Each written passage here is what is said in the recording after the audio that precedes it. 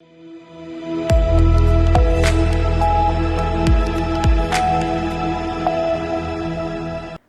स्वागत है आपका। आप देख रहे हैं सी न्यूज भारत। मैं हूं आपके साथ इशिता। वक्त हो गया न्यूज बुलेटिन का।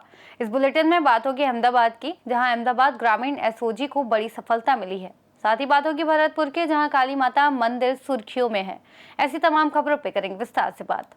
खबर अहमदाबाद से है, जहां अहमदाबाद ग्रामीण एसओजी को मिली बड़ी सफलता। ग्रामीण एसओजी पुलिस ने 2.97 करोड़ रुपए की वेल की उल्टी के साथ 2 लोगों को गिरफ्तार किया। अहमदाबाद ग्रामीण एसओजी ने सारण सरखेज राजमार्ग से 2.97 करोड़ रुपए की वेल की उल्टी के साथ 2 लोगों को गिरफ्तार किया है। एसओजी के पुलिस निरीक्षक SN रमानी के मार्गदर्शन में पुलिस ने ये कार्रवाई की। सूचना के आधार पर पुलिस ने सरखेज सारण राजमार्ग पर गिपुरा गाँव के पास निगरानी स्थापित की थी। अहमदाबाद ग्रामीण एसओजी ने योगेश भाई मकवाना और पिंटू पटेल नाम के 2 लोगों को गिरफ्तार किया है। पुलिस ने आरोपियों के पास से 2.976 किलोग्राम एम्बरग्रीस, 2 मोबाइल फोन और 700 रुपए नकद जब्त किए हैं, जिसकी कुल कीमत 2,97,62,000 रुपए है। पूछताछ के दौरान आरोपियों ने बताया कि उन्हें ये एम्बरग्रीस भरत भाई वल्लभ भाई सरवैया ने दिया था। आरोपी इस दुर्लभ वस्तु को बेचने के लिए ग्राहक तलाश रहे थे। एम्बरग्रीस को वन क्षेत्र अधिकारी और FSL अधिकारियों द्वारा जांच के लिए भेज दिया गया है। पुलिस ने दोनों आरोपियों को कानूनी कार्रवाई के लिए सारण वन विभाग को सौंप दिया है। रोज अर्ली मॉर्निंग को अहमदाबाद ग्रामीण एसओजी को बातमी मिली थी कि 2 आरोपी हैं, वो एम्बरग्रीस को Saran town police station area में बेचने आ रहे हैं। उसकी वॉच रख के सारण एसओजी PI श्री रामाणी और उनकी टीम ने 2 आरोपी को ट्रैप का आयोजन करके दोनों आरोपी को गिरफ्त में किया है। सर, क्या है पूरा नाम, क्या कहाँ के रहने वाले और कहाँ से लेके आए? 2 आरोपी को गिरफ्तार किया, जिसमें एक योगेश पटेल है, वो भावनगर का रहने वाला है, और दूसरा पिंटू पटेल है। योगेश मकवाना है, वो भावनगर का रहने वाला है, और दूसरा पिंटू पटेल है, वो अहमदाबाद का रहने वाला है। दोनों ने प्राथमिक तपास के मुताबिक एम्बरग्रीस से भावनगर से परचेज किया था और थाना विस्तार में बेचने आया था। किसके पास से परचेज किया? दोनों आरोपियों ने अभी प्राथमिक तपास के मुताबिक भरत सरवैया करके एक आरोपी है, जो भी गिरफ्त में नहीं आया है, उनके पास से परचेज किया होने का प्राथमिक अनुमान है। दोनों आरोपी ने 2.97 kg एम्बरग्रीस के साथ पकड़े गए और बाजार कीमत उसकी 2.97 करोड़ जितनी होती है। अहमदाबाद से सी न्यूज संवाददाता योगेश गोस्वामी की रिपोर्ट। मंदिरों से जुड़े विवाद थमने का नाम नहीं ले रहे। विहारजी और गंगा मंदिर विवादों के बाद अब हीरादास बस स्टैंड स्थित काली माता मंदिर सुर्खियों में है। आरोप है कि मंदिर का पुजारी एक महिला पर नाजायज दबाव बनाकर जबरन संबंध बनाने की कोशिश कर रहा है। महिला ने जब विरोध किया तो उसे लगातार प्रताड़ित किया गया। जब लोग पीड़िता के समर्थन में खड़े हुए तो उनके साथ गाली गलौज और हाथापाई तक की गई। इलाके में तनाव का माहौल है। स्थानीय लोगों का आरोप है कि पुजारी द्वारा लगातार महिलाओं और आम नागरिकों को डराया धमकाया जाता है। मंदिर को नशे का अड्डा बनाए जाने तक की बातें सामने आ रही हैं। बताया जा रहा है सुबह से लेकर शाम तक मंदिर परिसर में नशेबाजी चलती रहती है। सबसे हैरानी की बात यह है कि मंदिर से महज 100 मीटर की दूरी पर थाना मौजूद होने के बावजूद अब तक कोई ठोस कार्रवाई नहीं हुई। लोगों का कहना है कि प्रशासन खामोश है और पुजारी का आतंक लगातार बढ़ता जा रहा है। क्षेत्रवासी अब उच्च प्रशासन से निष्पक्ष जांच और दोषियों पर सख्त कार्रवाई की मांग कर रहे हैं। हालांकि सी न्यूज भारत इस खबर की स्वतंत्र पुष्टि नहीं करता और इसे आरोप के तौर पर प्रस्तुत कर रहा है। देखना होगा कि शासन प्रशासन कितनी जल्द कार्रवाई करता है।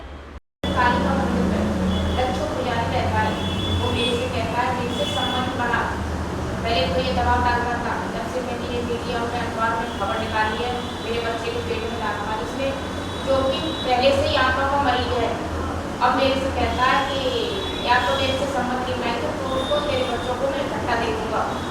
सुबह इसने विकलांग को भी ऐसे ही मारा पीटा, नाक से खून बहने लगा, पैर तोड़ दिया। अब सुबह जाते जाते मेरे से कह दिया है तुझे और तेरे बच्चे को धक्का दे दूँगा मैं। अब मुझे इससे और बच्चों को जान मारना खतरा है। भरतपुर से सी न्यूज संवाददाता देवेंद्र सिंह सोलंकी की रिपोर्ट। स्थानीय भाजपा कार्यालय पर शनिवार शाम को श्रद्धेय अटल बिहारी वाजपेयी की पुण्यतिथि मनाई गई। उपस्थित भाजपा कार्यकर्ताओं द्वारा अटल बिहारी के चित्र के समक्ष पुष्प अर्पित कर श्रद्धांजलि दी गई। पूर्व विधायक अवनेश महर्षि ने कार्यकर्ताओं को याद दिलाया कि अटल बिहारी वाजपेयी राजनीतिक शुचिता के पर्याय थे। वो सदैव सैद्धांतिक राजनीति के अगुवा रहे। इस युग में एक श्रेष्ठ और ईमानदार राजनेता के रूप में पहचान बना पाना कोई सामान्य बात नहीं थी।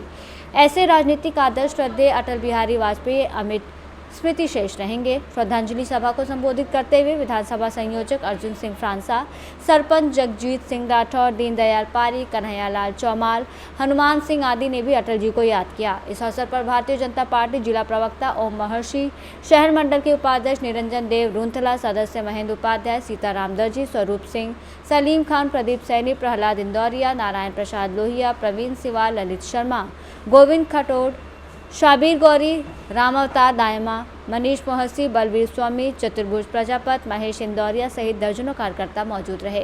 कार्यक्रम का संचालन शहर मंडल महामंत्री दीपक मुरारका ने किया। शहर मंडल के द्वारा आज अटल बिहारी वाजपेयी जी की पुण्यतिथि के अवसर पर संगोष्ठी का आयोजन किया गया। उनको श्रद्धांजलि दी गई। देश के यशस्वी नेता थे, भारत रत्न थे। उनके अंदर इतने गुण थे कि वो यदि कई पुस्तकें लिखी जाएं तो कम है। वो सबसे बड़े नेता थे विश्व के। तत्कालीन समय के अंदर जो सरकारें थी वो भी उनसे किसी भी तरह की कोई संकटकालीन परिस्थिति में राय लेती थी। अटल बिहारी वाजपेयी जी ने परमाणु जो विस्फोट करके और दुनिया को बताया कि हम कितने ताकतवर हैं, वो भी उन्हीं के खाते में है। हम सब लोग आज यहाँ पर इकट्ठा होकर के अटल बिहारी वाजपेयी जी को श्रद्धांजलि। चूरू से सी न्यूज़ संवाददाता पवन शर्मा की रिपोर्ट। किशनगंज के कोचम धामन प्रखंड मुख्यालय में AIMIM पार्टी के बिहार प्रदेश अध्यक्ष अख्तरुल इमाम द्वारा एक दिवसीय धरने का आयोजन किया गया। वहीं उन्होंने भारी मंच से हुंकार भरते हुए कहा कि बिहार में SIR फिर लागू करना चोर दरवाजे से जनता को परेशान करने की नीति है। उन्होंने अपने भाषण में कहा कि सीधे स्वरूप NRC से जोड़कर देखा जा रहा है। सरकार ऐसा करके SIR लागू करके सीधा NRC करने की बड़ी साजिश कर रही है। किशनगंज के प्रति लोगों की नीति ठीक नहीं है। वहीं अख्तरुल इमाम विधायक अमौर ने अपने मंच से कई बड़े आरोप सरकार पर लगाए हैं। किशनगंज बिहार से सी न्यूज़ संवाददाता मिनहाज आलम की रिपोर्ट। रेवाड़ी में प्रस्तावित 200 बेड के अस्पताल को लेकर स्वास्थ्य मंत्री आरती सिंह राव ने बड़ा बयान दिया है। उन्होंने कहा कि पुराने नागरिक अस्पताल की 8.25 एकड़ जमीन नए अस्पताल के लिए सबसे बेहतर है। अगर PWD विभाग जमीन को लो लाइन से ऊपर उठाने की मंजूरी दे देता है तो अस्पताल वहीं बनाया जाना चाहिए। आरती सिंह राव ने बताया कि शहर के लोग सबसे ज़्यादा नागरिक अस्पताल की सेवाएं लेते हैं, इसलिए नया अस्पताल भी वहीं होना चाहिए। हालांकि उन्होंने माना कि हर साल वहाँ पानी भरने और अन्य कमियों की समस्या रही है, फिर भी प्रयास है कि निर्माण वहीं हो। इसी बीच गांव रामगढ़ भगवानपुर में ग्रामीण अब भी धरने पर हैं और केंद्रीय मंत्री राव इंद्रजीत सिंह पर वायदा खिलाफी का आरोप लगा रहे हैं। कई गांव के लोग अपने इलाके में अस्पताल की मांग कर रहे हैं। मंत्री आरती सिंह राव ने ये बयान गंगायचा गांव में दौरे के दौरान दिया और कहा कि जनता का साथ और प्यार ही उनकी ताकत है। धन्यवाद ही दौरे हैं। रेवाड़ी गंगायचा हीर ने एक तो राव साहब के लिए 80% वोट दिए थे और साथ साथ लक्ष्मण सिंह जी के लिए अपार वोट दिए थे, तो दोनों का धन्यवाद करने में आज के दिन आई हूँ। भारत सरकार और हरियाणा सरकार दोनों में इनकी बहुत बड़ी साझेदारी है, तो मैं उनका धन्यवाद करने आई हूँ आज। बस इतनी सी बात है। लोगों का प्यार है, लोगों का अपनापन है। इतने सालों से मैं सभी के बीच में काम करती आई हूँ। सब जानते हैं मुझे, सब पहचानते हैं मुझे, तो मुझे लगता है कि ये प्यार ही है जो इतनी सारी भीड़ उमड़ के आ जाती है। हमेशा कमियां तो रहती हैं, मगर हमारे को सबसे बड़ी बात आज के दिन ये है कि हमारे सिविल अस्पताल पानी से भर जाता है। ये हर साल की बात है और हम इसको एक नई जगह या उसी जगह तब्दील करना, मगर नई बिल्डिंग बनाना चाहते हैं। तो आज के दिन बात इतनी है कि हम या तो हम वहाँ से शिफ्ट करें, कहाँ पे शिफ्ट करें उसकी बात हो गई, और दूसरी बात है अगर शिफ्ट नहीं करते हैं तो PWD अगर अलाउ करती है, हरी झंडी दिखाती है कि ये लो लाइन एरिया को हम ऊंचा कर सकते हैं, तो फिर हम वहीं, क्योंकि 6.5 एकड़ वहीं हमारे पास हेल्थ के नाम पे ज़मीन है जो बीचों बीच है शहर के, उससे बेहतर हमारे पास जगह नहीं होगी, क्योंकि जो लोग इस सिविल अस्पताल को ज़्यादा से ज़्यादा इस्तेमाल करते हैं वो शहर के अंदर के लोग होते हैं। तो अगर वहाँ शहर में 6.5 एकड़ ज़मीन पड़ी है और 2.25 रोड के इस पार पड़ी है, तो 8.5 के आसपास आप मान के चलें तो बहुत काफ़ी ज़्यादा ज़मीन है बाकी सिविल अस्पताल के मुकाबले। तो मैं कोशिश कर रही हूँ कि अगर वहीं हो जा सकता है तो क्यों ना। कहना चाहेंगे? कुछ नहीं कहना चाहूँगी जी, कुछ नहीं कहना। मैं उनका नाम क्यों लूँ। रेवाड़ी से सी न्यूज़ संवाददाता चैन सिंह की रिपोर्ट। मुस्कान एक पहल संस्था ने रक्षाबंधन और जन्माष्टमी के अवसर पर गौशाला में खिलाया गुड़ और हरा चारा। संस्था के संयोजक अरविंद मित्तल ने बताया कि जन सहयोग द्वारा संचालित संस्था चुनित जरूरतमंद व्यक्तियों को दोनों समय गर्म भोजन उनके घर पहुंचाती है। इसके अलावा समय समय पर सेवा अन्य प्रकल्प भी संचालित करती है, जैसे पक्षियों के लिए दाना पानी, गर्मियों में शीतल जल मंदिर, मूक प्राणियों के लिए गर्मियों में पानी की टंकी, गाय की पहली रोटी, असहायों का अंतिम संस्कार आदि। उन्हीं प्रकल्पों में रक्षाबंधन, जन्माष्टमी के अवसरों पर भुसावर में संचालित गौशाला में दोनों दिन गुड़ और हरा चारा खिलाया गया। जब भी ऐसा लगता है कि यहाँ सेवा की अति आवश्यकता है, संस्था प्रत्येक जगह पर सेवा के साधन लेकर हाजिर हो जाती है। इस अवसर पर लोकेश अग्रवाल, रेणु देवी, देवेंद्र पांडे, टीपू जोगी का विशेष सहयोग रहा। भरतपुर से सी न्यूज़ संवाददाता देवेंद्र सिंह सोलंकी की रिपोर्ट।